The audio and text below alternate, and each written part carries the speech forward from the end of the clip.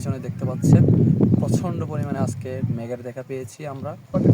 বাংলাদেশের সর্বোচ্চ দ্বিতীয় পাহাড় কেওক্রাডং। যদিও বা এখন গ্রীষ্মকাল, চারিদিকে প্রচুর গরম পড়ছে, কিন্তু এই কেওক্রাডং আসলে আপনার একটু গরম অনুভূত হবে না, কারণ কিছুক্ষণ পর পরেই সুন্দর মৃদু শান্ত শীতল বাতাস আপনার মন প্রাণ শীতল করে তুলবে। এই যে দেখা যাচ্ছে আমার শরীরে কিন্তু প্রচণ্ড পরিমাণে রোদ পড়ছে, কিন্তু গরম অনুভূত হচ্ছে না, বিকজ প্রচুর পরিমাণে হচ্ছে বাতাস মনকে আন্দোলিত করছে, যার কারণে আমাদের থেকে তেমন একটা গরম অনুভব হচ্ছে না। প্রচুর ভালো লাগছে।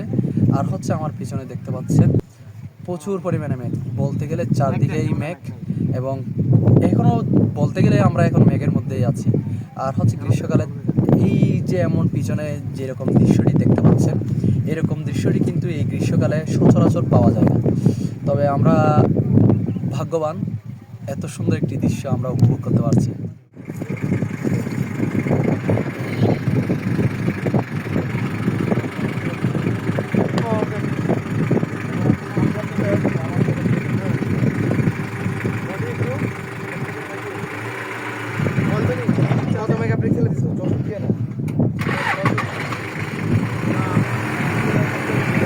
অসম্ভব ভালো লাগছে, অসম্ভব বাতাস।